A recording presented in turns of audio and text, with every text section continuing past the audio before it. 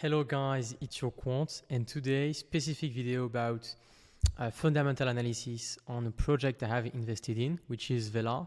So you probably heard about it because they've been listed on Bybit. It was the last Bybit launchpad, and it's a project with a lot of hype. So let me give you like some things I'm watching or I'm looking at just to give you an idea of like how to select the deals and when do you sell and everything. So first thing first is like it's always super important to check the coin market cap.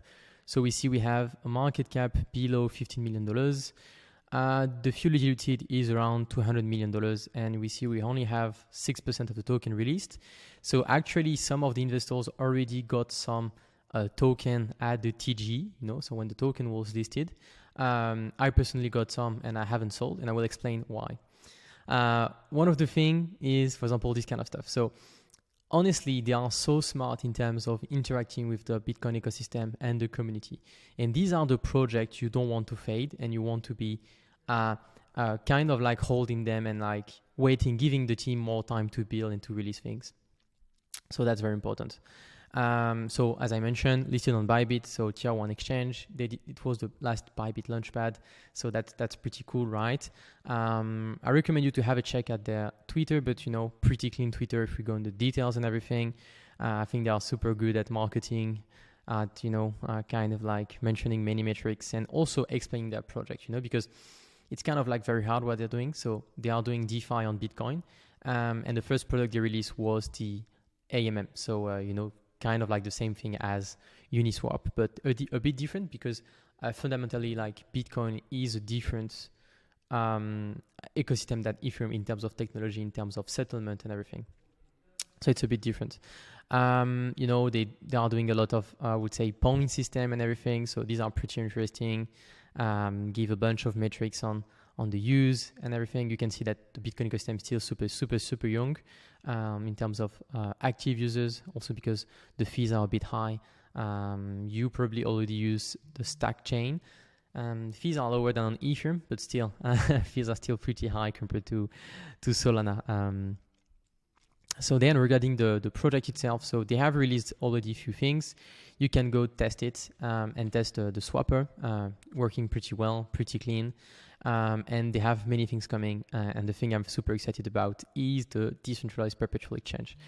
Because I think it can bring a lot of hype, a lot of, I would say, users, people who will be very like active into their ecosystem.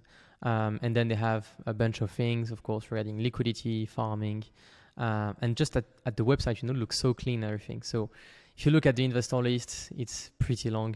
You have some top names, angel investors, the same. So, feels like a project you want to keep and like kind of like let it play a bit more. So you can check the website, go testing.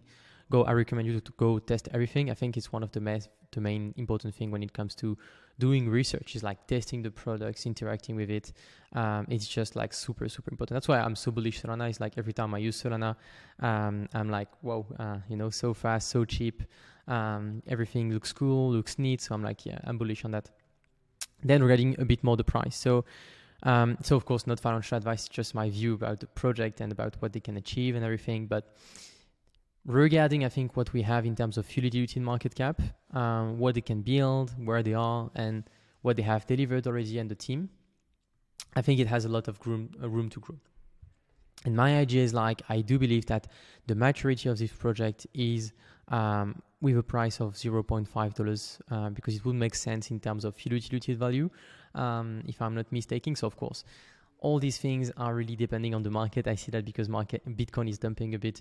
So we are always relying on the market. But, you should not be too much in a rush and you should be like a bit patient. But yeah, we have a strong support at $0.2. So I'm not adding more here because I already have some exposure.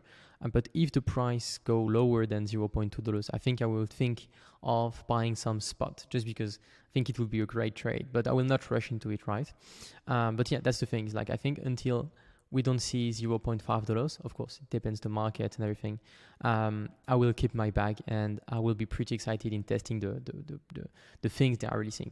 And that's the video I wanted to do because of the fact that many people sell way too early and don't understand the importance of letting your winners win and cutting the losers, you know, and that's something super important. And I think I will do another video about that, to details few things about how to cut the losers early on instead of letting them run. But yeah, that was a quick video to really emphasize on, to really give more details on the fact that you should let the project have more maturity, build more before like selling or figuring out like a more advanced strategies when it comes to when should I sell, when should I buy.